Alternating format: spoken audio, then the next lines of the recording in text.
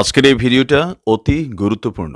দেখা মাত্র প্রত্যেকটা বাংলাদেশী নাগরিক এটা ভিডিওটা শেয়ার করে দিবেন, কারণ আমি যে তথ্যগুলো দিচ্ছি। বাংলাদেশের সঙ্গে চরমে পৌঁছলো সংঘাত। কালকে ভারত সরকারের পক্ষ থেকে অত্যন্ত বোল্ড একটি ডিসিশন নেওয়া হয়েছিল। সেখানে বলা হয়েছিল বাংলাদেশের কোনো পাট থেকে তৈরি হয় এরকম কোনো দ্রব্য বা পণ্য ভারতবর্ষে ল্যান্ড পোর্ট এরিয়া ব্যবহার করে ঢুকতে পারবে না। অর্থাৎ এটা বোঝা গেছিল ভারতের সঙ্গে বাংলাদেশের সম্পর্ক ভালো হওয়ার কোনো লক্ষণ ভারতের পক্ষ থেকে অন্তত দেখানো হচ্ছে না, এবং মোহাম্মদ ইউনূসকে একের পর এক হুঁশিয়ারি দিয়ে বুঝিয়ে দেওয়া হচ্ছে যে তোমরা যদি ভারতকে বন্ধু হিসাবে না স্বীকৃতি দাও বা না মানো, তাহলে এর মূল্য তোমাদেরকে চুকাতে হবে। ডক্টর জয়শঙ্কর এই কথাটাই বারংবার মোহাম্মদ ইউনূসকে কিন্তু মনে করিয়ে দিচ্ছেন। ডক্টর জয়শঙ্কর এর আগেও বলেছিলেন সন্ত্রাসবাদ কখনো স্বাভাবিক ঘটনা নয়। বাংলাদেশকে উদ্দেশ্য করে ডক্টর জয়শঙ্কর যেরকম ভাবে একের পর এক আগ্রাসী মন্তব্য করছেন, এটা অন্তত পরিষ্কার হয়ে যায় এই মোহাম্মদ ইউনূস যতদিন বাংলাদেশের মসনদে থাকবেন ঠিক ততদিন বাংলাদেশের সঙ্গে ভারতের সম্পর্ক ভালো হবে না। আজকে দুপুরে একটি খবর দেখলাম, আমি যদিও এই বিষয়ে একটি সেপারেট ভিডিও বানাবো, যেখানে বাংলাদেশ জাতিসংঘকে তাদের যে অফিস সেটা খোলার ছাড়পত্র দিয়ে দিয়েছে ঢাকাতে। এটা যে কত বড় এক আত্মঘাতী সিদ্ধান্ত তা বাংলাদেশ সরকার হয়তো ভবিষ্যতে রিয়েলাইজ করবে, এবং দেশটি আসলে মোহাম্মদ ইউনূসের হাতে যে আর নেই তা কিন্তু এই সিদ্ধান্তগুলো দেখেই বোঝা যায়। যাই হোক, এবার মূল গল্পে ফিরি, মূল আলোচনায় ফিরি। কালকে বাংলাদেশের পক্ষ থেকে দাবি করা হয়েছে south Asian free trade area, এই অঞ্চলের যে রুল আছে যেখানে বাংলাদেশকে duty free access Indian market দিয়েছিল, সেই রুল নাকি ভারতবর্ষ মানছে না। অর্থাৎ এই রকম ভাবে পণ্য বন্ধ করতে ভারতবর্ষ পারে না। অদ্ভুত এক দাবি। বাংলাদেশ দাবি করছে ভারতবর্ষ নাকি নিয়ম মেনে কাজ করছে না, আন্তর্জাতিক আইনের লঙ্ঘন করছে তারা, এবং এখানে সাউথ এশিয়ার মার্কেটে যে ডিউটি ফ্রি এরিয়া আছে সেখানে বাংলাদেশ নাকি খুব সহজেই ভারতের মার্কেটকে ব্যবহার করতে পারে এবং সেটাই দিতে হবে। এই রকম অযৌক্তিক একটা দাবি বাংলাদেশের পক্ষ থেকে কিন্তু উঠে আসে। ভারতবর্ষ পাল্টা দেয়। ভারতবর্ষ বলে আমরা আমাদের স্বার্থে এই সিদ্ধান্ত নিয়েছি। এখানে ভারতের পক্ষ থেকে দুটো অত্যন্ত গুরুত্বপূর্ণ বিষয় সামনে আনা হয়। এক নম্বর, এখানে বলা হয় to safeguard the interest of domestic jute industry. অর্থাৎ বাংলাদেশের পাট যখন ভারতের মার্কেটে ঢুকছে, ঠিক তখন আমাদের দেশে যে পাট তৈরি হয় সেই পাটগুলো ব্যবহার করা হচ্ছে না। ফলে আমরা আমাদের স্বার্থে, আমাদের ডোমেস্টিক মার্কেটের স্বার্থে, আমাদের পাট শিল্পকে বাঁচানোর জন্য বাংলাদেশের মার্কেটটা অ্যাক্সেস দিতে পারবো না। এবং এটাই তো উচিত, এটা তো সেফগার্ড করছি, এটা তোমাদের বিপক্ষে তো আমি কোনো কথা বলিনি। দেখুন, আমরা প্রচ্ছন্নে অনেক কারণ নিয়ে আলোচনা করলেও যদি অ্যাজ পার ল বলেন, তাহলে ভারত এখানে 100% ঠিক সিদ্ধান্ত নিয়েছে। আমরা আমাদের দেশের প্রোডাক্টকে বাঁচানোর জন্য আমরা যা ইচ্ছা করতে পারি। আমাদের জুট ইন্ডাস্ট্রি শেষ হয়ে যাবে আর বাংলাদেশের জুট ভারতের মার্কেটকে ডমিনেট করবে, এটা তো হতে পারে না। মানে এই জিনিস তো কোনো দেশে অ্যালাউ করবে না।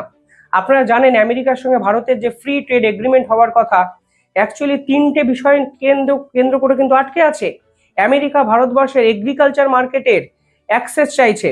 ভারতবর্ষ বুঝিয়ে দিয়েছে আমাদের এখানে যে সকল কৃষিজাত পণ্য উৎপন্ন হয় সেই কৃষিজাত পণ্যকে অগ্রাধিকার দেওয়া হবে। এখানে কোনো অবস্থাতেই আমেরিকার কৃষিজাত পণ্যের উপর থেকে যে শুল্ক তা প্রত্যাহার করা সম্ভব নয়। আমেরিকা বলেছে আপনি আমাদের ডেয়ারি ইন্ডাস্ট্রিজ অ্যাক্সেস দিন, সেটাও ভারতবর্ষ চায়নি। এবং 3 নম্বর হলো ফার্মা ইন্ডাস্ট্রি, যেখানে আমেরিকার মার্কেটকে ঢুকতে দেওয়ার কোনো জায়গাই আপাতত ভারতের পরিকল্পনাতেই নেই। অর্থাৎ বাংলাদেশের সাথে আমেরিকার যে আইডিয়াতে আমেরিকার ফ্রি ট্রেড এগ্রিমেন্ট এখন এতদিন পেছাচ্ছে, সেম আইডিয়া কিন্তু বাংলাদেশের এই পুরো ট্রেড যে রিলেশন সেখানেও কিন্তু এফেক্ট ফেলছে, যেখানে ভারতবর্ষ তাদের ডোমেস্টিক জুট ইন্ডাস্ট্রিকে বাঁচাতে চাইছে এবং কোনোভাবেই সেটি সাউথ এশিয়ান ফ্রি ট্রেড এরিয়ার যে রুল সেই রুল ভায়োলেট করা হচ্ছে না। দ্বিতীয়ত, এখানে বলা হয়েছে আমরা চাইছি স্ট্রিমলাইন কোয়ালিটি চেকিং। অর্থাৎ বাংলাদেশের এই যখন জুট এবং বস্ত্র শিল্পের মতো, মানে বস্ত্র শিল্পের যে বস্ত্র তৈরি হয় বাংলাদেশ থেকে, যখন আমাদের ল্যান্ড পোর্ট এরিয়াতে আসতো চেকিং এর সমস্যা হতো, কারণ ওয়ার্ক লোড অনেক বেড়ে যেত। ফলে এতে ভারত এফেক্টেড হতো। এই যে ভারতের এই স্থলবন্দরগুলো আছে বিভিন্ন জায়গায়, সেখানে বাংলাদেশের পণ্য শুধুমাত্র ভারতীয়দের ব্যবহার করার জন্য আসতো না, সেই সকল পণ্য কখনো নেপালে যেত, কখনো ভুটানে যেত, কখনো স্পেনে যেত, কখনো ইতালিতে যেত, বিভিন্ন জায়গায় কিন্তু ডিস্ট্রিবিউট করা হতো। ভারতের মাটিকে ব্যবহার করে, ট্রান্সশিপমেন্ট ফেসিলিটিকে ব্যবহার করে বাংলাদেশ কিন্তু দিনের পর দিন এই সকল ব্যবসা বাণিজ্য করেছে। অর্থাৎ বাংলাদেশের ব্যবসা বাণিজ্যের চাবিকাঠি ভারতের হাতে এতদিন ছিল। ভারত এবার স্বেচ্ছায় বাংলাদেশের জন্য দরজাটা বন্ধ করে দিল এবং বাংলাদেশকে বলে দিল, আমাদের বন্দর এরিয়াতে এত ওয়ার্কলোড আসছে, তোমরা এখানে ব্যবসা করে চলে যাচ্ছ শুধুমাত্র এই সাউথ এশিয়ান ফ্রি ট্রেড এরিয়ার ব্যবস্থাপনাকে কাজে লাগিয়ে অ্যাক্সেস ফ্রি একটা ইন্ডাস্ট্রিকে, মার্কেটটাকে ইউজ করে তোমরা বিদেশে নিয়ে চলে যাচ্ছ সবকিছু। এতে ভারতের কি লাভ হচ্ছে? আমরা তো আমাদের ডোমেস্টিক ইন্টারেস্টের কথা আগে ভাববো। ফলে বন্দর এরিয়ার কোয়ালিটি চেকিং, ওয়ার্কলোড কমানোর জন্য ভারতবর্ষ পাটের উপরেও এই ধরনের নিষেধাজ্ঞা আনলো এবং সব মিলিয়ে ভারতবর্ষ যেরকম গুরুত্বপূর্ণ পদক্ষেপ বাংলাদেশের সঙ্গে দ্বিপাক্ষিক চুক্তি কেন্দ্রিক নিল, তাতে তথ্য বলছে, বিজনেস টুডের তথ্য বলছে, ভুয়ো সংবাদ বলে কমেন্ট করবে না, দয়া করে বিজনেস টুডের স্ট্যাটিস্টিকটা চেক করবেন। আমি আপনাদের স্ক্রিনেও দেখাচ্ছি, যেখানে তথ্য বলছে বাংলাদেশের ক্ষতির পরিমাণ $700 মিলিয়ন, ভারতীয় মুদ্রায় 6500 কোটি টাকা, বাংলাদেশের মুদ্রায় হয়তো আরো বেশি। অর্থাৎ এই বিশাল পরিমাণে ধাক্কা বাংলাদেশ সরকারকে কিন্তু অফিসিয়ালি একদম দিল ভারতবর্ষ। দ্বিপাক্ষিক যে চুক্তি আছে, ব্যবসায়ী সম্পর্ক আছে, সেই ব্যবসায়ী সম্পর্কের 42% এফেক্টেড হবে সরাসরি। অর্থাৎ যত রকম ব্যবসা বাণিজ্য দুই দেশের মধ্যে হয়, তার 42% ভারতবর্ষ কিন্তু কেটে দিল। সহজ ভাষা এটাই। ফলে বাংলাদেশের মোহাম্মদ ইউনূস সরকার কিভাবে তাদের অর্থনীতিকে রিকভার করবে, সেটাই কিন্তু এখন সব থেকে বড় একটা প্রশ্ন। এই ভিডিওর সেকেন্ড পার্টে আরো একটি ইন্টারেস্টিং তথ্য আপনাদের সামনে তুলে ধরবো, যা কিন্তু অত্যন্ত গুরুত্বপূর্ণ। আমার মনে হলো এই ভিডিওর সঙ্গে এই তথ্যটা তুলে ধরা উচিত। আমি শেষ দুদিন ধরে আপনাদেরকে একটি ছবি দেখিয়েছি, যেখানে বাংলাদেশ সরকার চীন এবং পাকিস্তানের অফিসিয়ালদের সঙ্গে নাকি মিটিং করেছে। বাংলাদেশ সরকার অফিসিয়াল স্টেটমেন্ট জানিয়ে বলেছে যে আমরা ভারতের বিপক্ষে কোনো জোট তৈরি করছি না, নিতান্তই একটা অফিসিয়াল মিটিং, কোনো দ্বিপাক্ষিক বা ত্রিপাক্ষিক চুক্তিকে সুন্দর করে এগিয়ে নিয়ে যাওয়ার জন্য এই মিটিং নয়, এই ধরনের একটা স্টেটমেন্ট এসছে। ভারতের কাছে এখন কনসার্ন হলো বাংলাদেশের এই মাটিকে ব্যবহার করে যেভাবে পাকিস্তান এবং চীন ভারত বিরোধী চক্রান্ত করছে বা করার পরিকল্পনা করছে, সেটাকে থামানো। এর জন্য বিদেশ মন্ত্রকের পক্ষ থেকে একটি বিশেষজ্ঞ কমিটির কাছে কিন্তু সাজেশন নেওয়া হয়। সাজেশন নেওয়ার অর্থটা কি ছিল? যে কিভাবে আমরা বাংলাদেশকে ট্রিট করতে পারি। বাংলাদেশের বর্তমান অবস্থা এতটাই খারাপ জায়গায় যাচ্ছে এবং যারা ভারত বিরোধিতাকে আশ্রয় করে ক্ষমতায় আছে, সেই জায়গা থেকে কিন্তু এই পুরো মোটিভটাকে বদল করা সম্ভব, এই প্রশ্ন কিন্তু ভারতের বিদেশ মন্ত্রক বিভিন্ন সময় নিজেদের মধ্যে করতে শুরু করেছে। এর ফলে তারা একটি কমিটি গঠন করে, একদম নিউট্রাল কমিটি। এই কমিটির কাছে তারা একটি সাজেশন চায়। এই কমিটিতে কারা আছে আমি নামগুলো একটু বলে দিই আপনাদের, তাহলে আপনাদের সুবিধা হবে। সেখানে আছে ফর্মাল এনএসএ অর্থাৎ formal national security adviser Shivshankar Menon. দ্বিতীয়ত আছেন লেফটেন্যান্ট জেনারেল সঈদ আতা হাসনান। 3 নম্বর আছেন হাই কমিশনার, যিনি বাংলাদেশে ভারতের হয়ে দীর্ঘদিন নিযুক্ত ছিলেন, রিভা গাঙ্গুলি দাস। এবং 4 নম্বর জেএনইউর একজন অধ্যাপক অমিতাভ মাট্ট। এই 4 জনকে নিয়ে একটি কমিটি তৈরি করা হয়। এই কমিটি ভারত সরকারকে বিদেশ মন্ত্রকে কিছু সাজেশন দেয় এবং ভারত এবং বাংলাদেশের বর্তমান সম্পর্কটা কিভাবে বেটার জায়গায় নিয়ে যাওয়া যায়, অন্তত যেভাবে নর্থ ইস্টকে ডিস্টেবিলাইজ করার চেষ্টা বাংলাদেশের পক্ষ থেকে আসছে, যেভাবে চিকেন স্নেকের উপরে সিকিউরিটি থ্রেট ক্রিয়েট হচ্ছে, এই মুহূর্তে যদি এই প্রবণতা আগামী 6টা মাস চলতে থাকে, তাহলে বড়সড় একটা ক্ষতির সম্ভাবনা কিন্তু ভারতবর্ষের দিক থেকেও কিন্তু অনুমান করা হচ্ছে। ছোটখাটো একটা যুদ্ধর সম্ভাবনাও কিন্তু বর্ডার এরিয়াতে হতে পারে, এরকম সম্ভাবনা বিশেষজ্ঞরা করছেন। সেখানে তারা বলছেন এই মুহূর্তে যে ডিসপুটের জায়গাগুলো আছে, সেই জায়গাটা সূত্রপাত হয়েছে পাবলিক পারসেপশনে। অর্থাৎ বাংলাদেশের মানুষ ভারতকে আর বন্ধু হিসাবে ভাবতে পারছেন না। একইভাবে ভারতীয়রাও বাংলাদেশের আর বন্ধুদের মানে বাংলাদেশের মানুষকে বন্ধুত্বপূর্ণ একটা আচরণে যে তারা আমাদের সঙ্গে থাকতে পারে, এই পারসেপশনটাই বদলে গেছে। এবং এর সূত্রপাত হয়েছে শেখ হাসিনার সরকারের পতনের পরেই। অর্থাৎ শেষ 8 মাসে এই যে ভারত বিদ্বেষী অ্যাটিটিউড বাংলাদেশের মানুষের মধ্যে তৈরি হয়েছে, সেই পার্টিকুলার অবস্থানটাকে কিন্তু আমাদেরকে একটি বিপদের মুখে নিয়ে যাচ্ছে বলে এই বিশেষজ্ঞ কমিটি পেয়েছে। দ্বিতীয় যেখানে কথা তারা বলছে, তারা হলো ল্যান্ড বাউন্ডারি ওরিয়েন্টেড যে এগ্রিমেন্ট আছে, সেই এগ্রিমেন্টকে নিয়ে ভারত এবং বাংলাদেশ যেহেতু এক সূত্রে আসতে পারছে না, ফলে দুই দেশের সম্পর্ক কিন্তু খারাপ হয়ে যাচ্ছে। আপনারা জানেন কুচবিহার, মালদা, মুর্শিদাবাদ, বিভিন্ন জায়গায় বিএসএফ এবং বাংলাদেশে বিজিবি এদের মধ্যে সংঘাতের চিত্র আমাদের সামনে এসছে।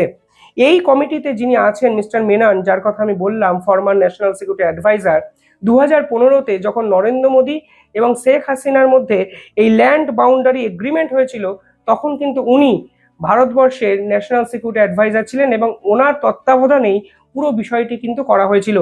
তিনিও রিয়েলাইজ করেছেন ল্যান্ড বাউন্ডারি ওরিয়েন্টেড যে ডিসপুট, তা কিন্তু দুই দেশের সম্পর্ককে আরো খারাপ জায়গায় নিয়ে যাচ্ছে। ইন্টারেস্টিংলি বিষয় হলো, এই ধরনের এক্সপার্ট কমিটি সরাসরি বিদেশ মন্ত্রকের অদ্ভুত এবং ভালো যদি বলেন একটা সাজেশন দিয়েছে, এবং তারা বলেছে ভারতের উচিত অবিলম্বে ইউরোপীয় ইউনিয়ন, ব্রিটেন এবং আমেরিকার সঙ্গে কথা বলা। মোহাম্মদ ইউনূসের সরকার কেন নির্বাচন করতে চাইছে না সেটা ভারত যেন দেখে, এবং অবিলম্বে ভারতবর্ষের একটি নির্বাচন অর্গানাইজ করা উচিত ভারতকে, মানে বাংলাদেশে। এখানে সেই রিপোর্টে বলা হয়েছে credible election in Bangladesh has to happen, এবং ভারতবর্ষের উচিত ইউকে, ব্রিটেন এবং আমেরিকার সঙ্গে কথা বলা, কারণ এই সরকার, এই অন্তর্বর্তীকালীন সরকার যদি দীর্ঘদিন ধরে বাংলাদেশে থাকেন, তাহলে কিন্তু ভারতের সঙ্গে সম্পর্ক ভালো হওয়ার কোনো সম্ভাবনা দেখা যাচ্ছে না। আরো অনেক বিষয় এখানে আলোচনা হয়েছে, সেখানে তারা বলেছেন যে বাংলাদেশে যে মিলিটারি, সেই মিলিটারিকে নিয়ে ভারতবর্ষে ভয় পাওয়ার কোনো দরকার নেই। প্রথম কথা, এই মিলিটারি পাওয়ার ভারতবর্ষের সঙ্গে তুলনায় কিছুই নয়। এমনকি সেখানে বলা হয়েছে বাংলাদেশের এই মিলিটারি পাকিস্তানের মিলিটারির মতো র্যাডিক্যাল নয়, অর্থাৎ পাকিস্তানের মিলিটারিকে সন্ত্রাসবাদী শুধু ব্যবহার করে পাকিস্তান সরকার, পাকিস্তান সেনাবাহিনী আসলে সরকার চালায়, একে অপরের পরিপূরক। কিন্তু বাংলাদেশ মিলিটারি এখনো এতটা অ্যাগ্রেসিভ বা র্যাডিক্যাল নয়, ফলে পাকিস্তানের মিলিটারির মতো ভয় পাওয়ার সম্ভাবনা বাংলাদেশের মিলিটারির পক্ষ থেকে নেই, তাই এই রিপোর্টে বলা হয়েছে। এখানে বলা হয়েছে কিছু কিছু মিডিয়ার ন্যারেটিভ যা বাংলাদেশ থেকে তৈরি হয়েছে, সেটাও কিন্তু দুই দেশের সম্পর্ককে নষ্ট করে দিয়েছে। দুর্গাপূজাকে কেন্দ্র করে বাংলাদেশের মিডিয়া যেভাবে প্রচার করেছে, তা মোটেই ভালো বার্তা ভারতীয়দের মনে আসেনি। আরও একটা বিষয় ইম্পর্টেন্ট, সেখানে বলা হচ্ছে দুই দেশের এবার বিভিন্ন প্রোগ্রাম, এক্সচেঞ্জ প্রোগ্রাম শুরু করা উচিত কি উচিত না, সে বিষয়ে কমিটি একটি বার্তা দিয়েছেন।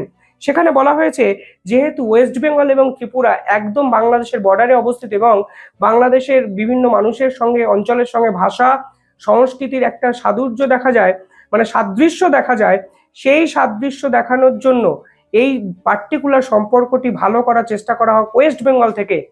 কিছুদিন আগে বাংলাদেশের হাই কমিশনার ভারতবর্ষে এসেছিলেন এবং বাংলার মুখ্যমন্ত্রীর সঙ্গে একটি মিটিং করে যান, এই উদাহরণও নাকি এই কমিটিতে আলোচনা হয়।